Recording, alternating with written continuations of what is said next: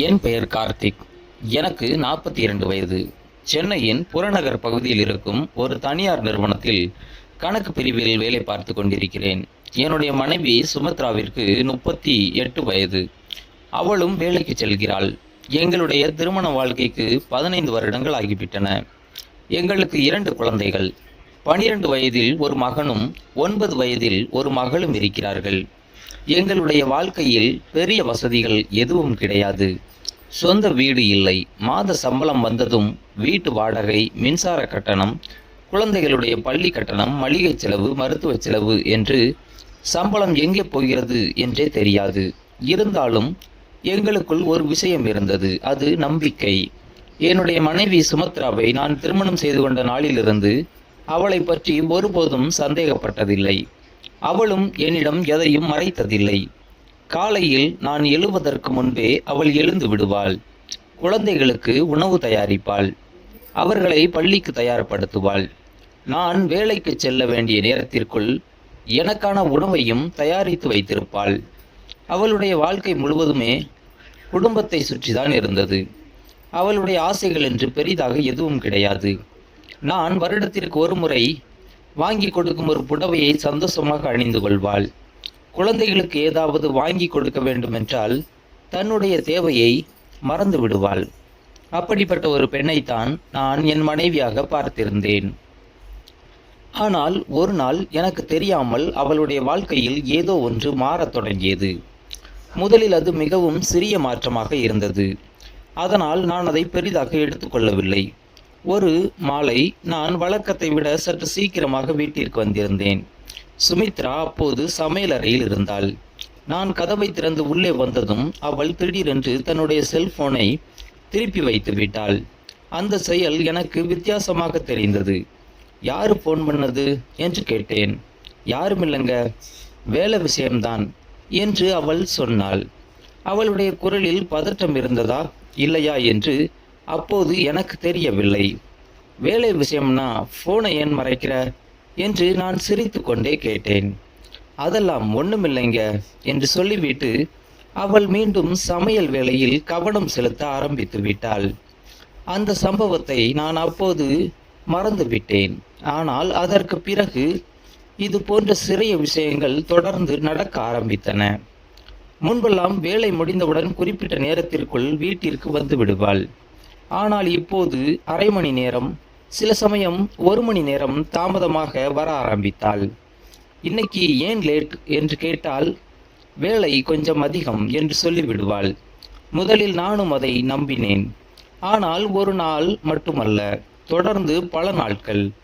ஒரு நாள் அவள் வீட்டிற்கு வந்தபோது அவளுடைய கையில் ஒரு சிறிய பழுப்பு நிற கவர் இருந்தது. வீட்டிற்குள் வந்தவுடன் அந்த கவரை யாரும் பார்க்காதபடி தன்னுடைய துணிகளுக்குள் வைத்தாள். அதை நான் கவனித்து விட்டேன். சுமித்ரா, அந்த கவர்ல என்ன இருக்கு என்று கேட்டேன். அவள் என்னை பார்த்தாள். அந்த ஒரு நொடி அவளுடைய கண்களில் நான் இதுவரை பார்த்திராத ஒரு பயம் தெரிந்தது. ஒண்ணுமில்லைங்க. ஒண்ணுமில்லையா? அப்படி என்றால் ஏன் மறைக்கிற? அது வேலை சம்பந்தமானது என்று சொல்லிவிட்டு வேறு அறைக்குள் சென்று விட்டாள்.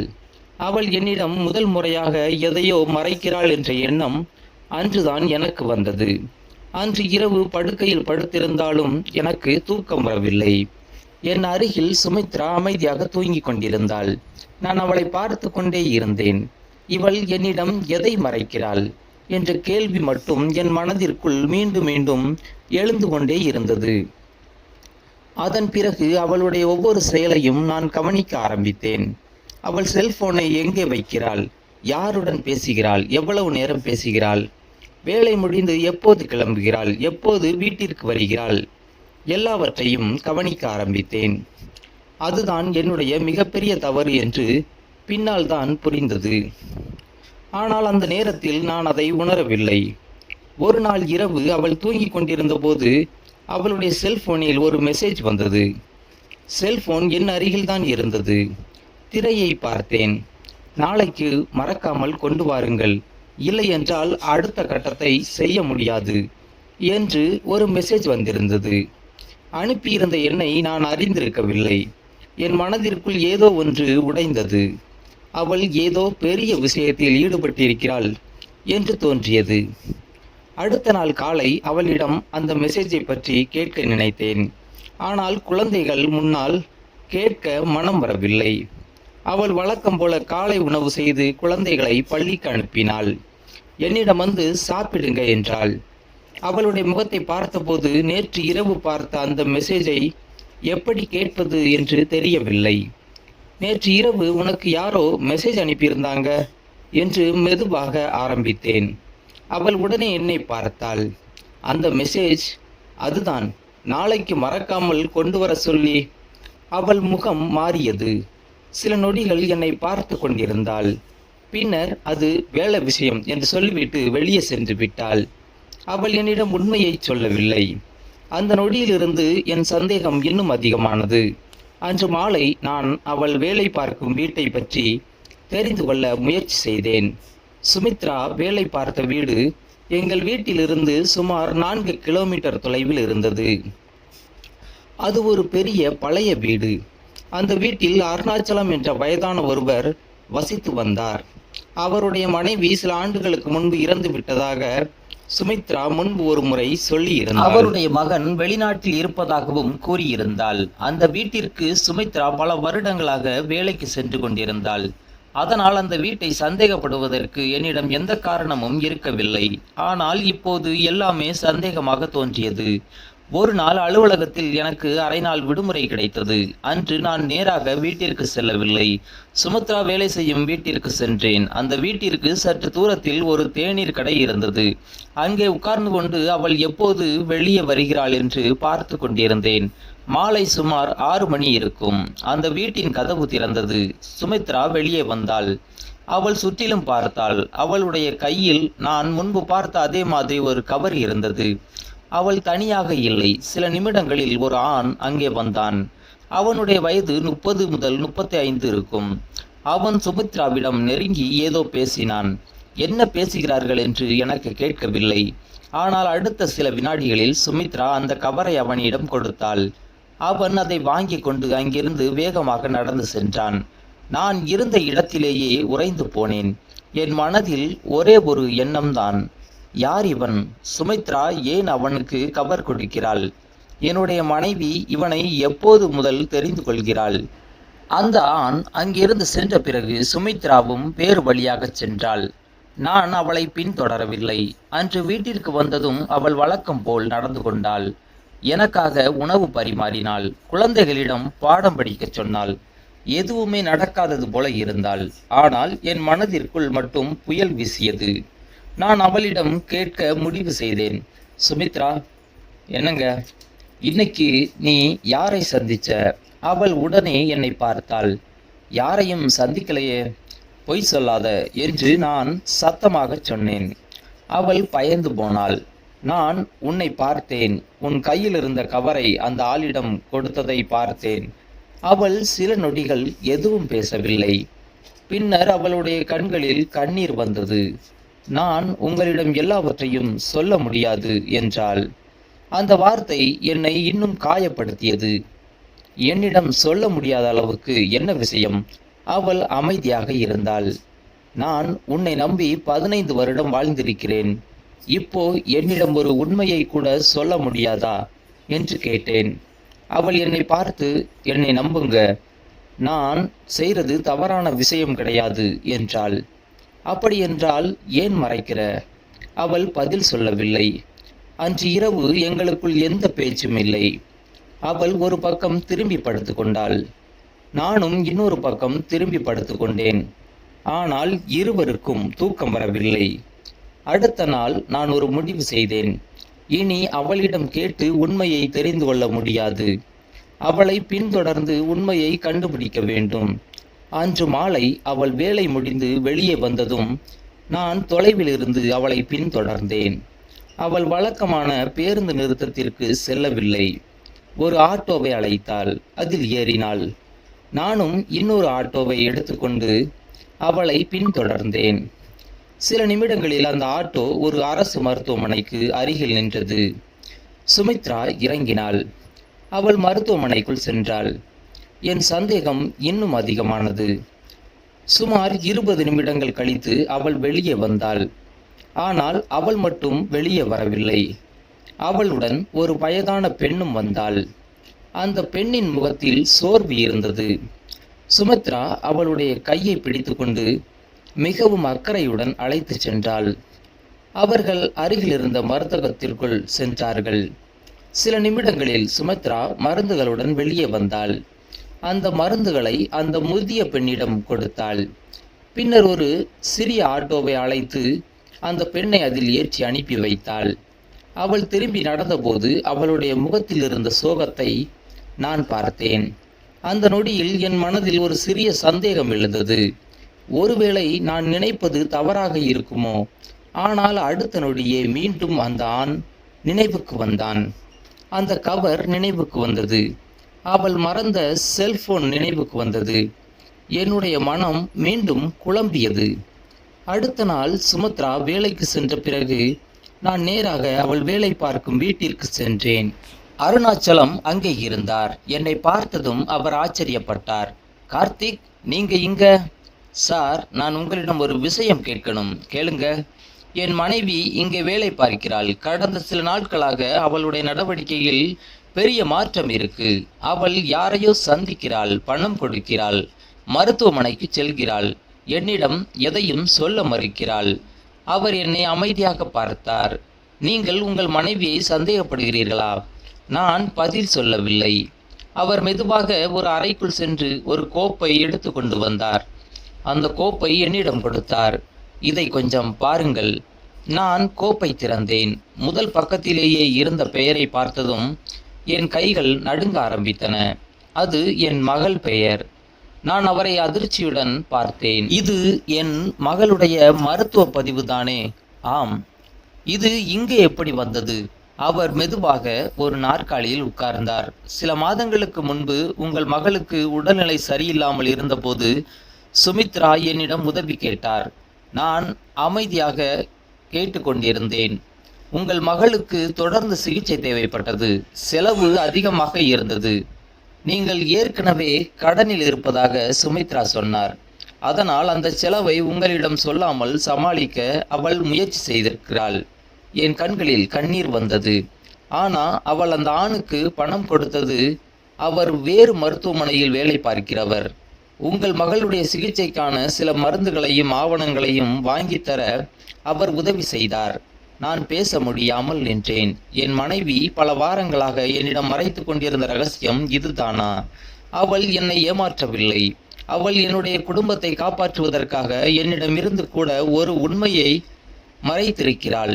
அப்போது அருணாச்சலம் இன்னொரு விஷயத்தை சொன்னார். இன்னொரு விஷயமும் இருக்கு கார்த்திக். நான் அவரை பார்த்தேன். உங்கள் மனைவி தன்னுடைய நகைகளில் சிலவற்றை விற்றிருக்கிறாள். என் இதயம் நின்று போனது போல இருந்தது. என்ன? அவள் இதை உங்களிடம் சொல்ல வேண்டாம் என்று கேட்டுக்கொண்டாள்.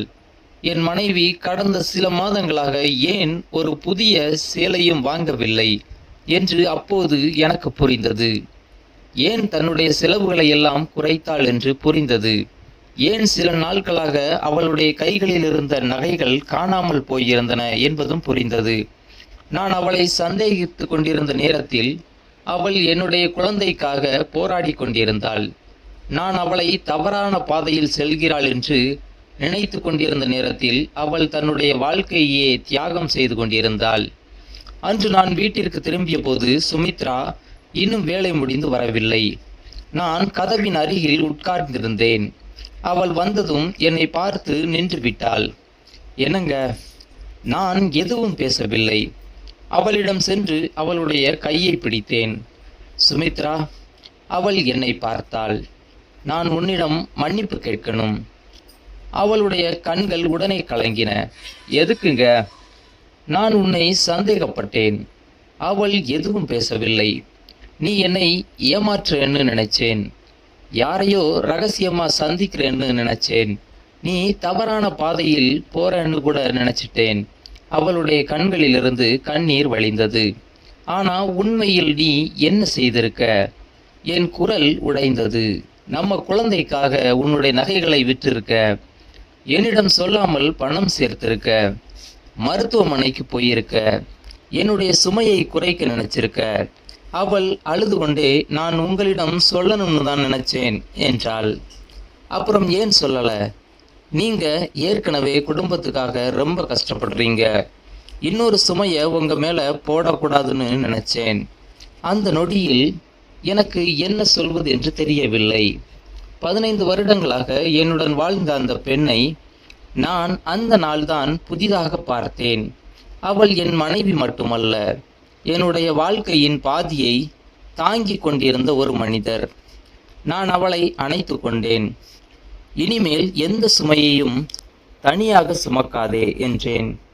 நம்ம குடும்பம் உன்னுடையது மட்டும் கிடையாது, என்னுடையதும் தான். அவள் என் மார்பில் முகத்தை வைத்துக்கொண்டு அழுதாள். அன்று இரவு நீண்ட நேரம் இருவரும் பேசிக் கொண்டிருந்தோம். அவள் கடந்த சில வாரங்களில் நடந்த அனைத்தையும் என்னிடம் சொன்னாள். அவள் சந்தித்தவர்கள் யார், எதற்காக பணம் கொடுத்தாள், எவ்வளவு பணம் சேமித்தாள், எந்த மருந்துகளை வாங்கினாள், எல்லாவற்றையும் சொன்னாள். நான் அமைதியாக கேட்டுக்கொண்டிருந்தேன். கடைசியில் அவளிடம் ஒரு கேள்வி கேட்டேன். ஒரு விஷயம் மட்டும் சொல்லு. என்னங்க? நான் உன்னை சந்தேகப்பட்ட போது உனக்கு என்ன தோணுச்சு? அவள் சில நொடிகள் அமைதியாக இருந்தாள். பின்னர் மெதுவாக சொன்னாள், நீங்க என்ன நம்பலன்னு வருத்தமா இருந்தது. ஆனா ஒரு நாள் உண்மை தெரிஞ்சதும் நீங்க என்ன புரிஞ்சுப்பீங்கன்னு மட்டும் நம்பினேன். அந்த வார்த்தைகள் என்னுடைய மனதை உடைத்து விட்டன. அந்த நாளுக்கு பிறகு நான் ஒரு விஷயத்தை மட்டும் புரிந்து கொண்டேன்.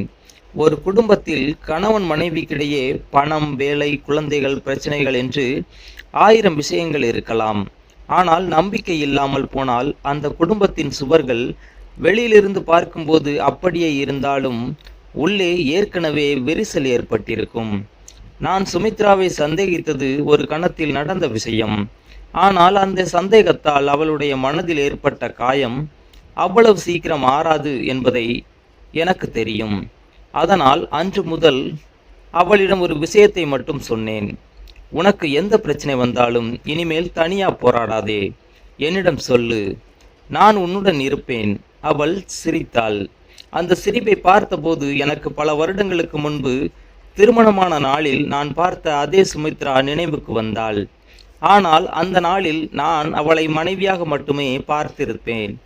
இப்போது அவள் என் வாழ்க்கையே என்னை விட அதிகமாக பாதுகாத்து கொண்டிருந்த ஒரு மனிதர் என்பதை புரிந்து கொண்டேன். சில நாட்களுக்கு பிறகு எங்களுடைய மகளின் சிகிச்சை நல்ல முறையில் முடிந்தது. அவள் மீண்டும் பள்ளிக்கு செல்ல ஆரம்பித்தாள். வீட்டில் மீண்டும் பழைய சிரிப்பு திரும்பியது. சுமித்ராவும் வழக்கம் போல் வேலைக்கு செல்ல ஆரம்பித்தாள். ஆனால் ஒரு சிறிய மாற்றம் மட்டும் இருந்தது. இப்போது அவள் வேலை முடிந்து தாமதமாக வந்தால் நான் சந்தேகப்படுவதில்லை.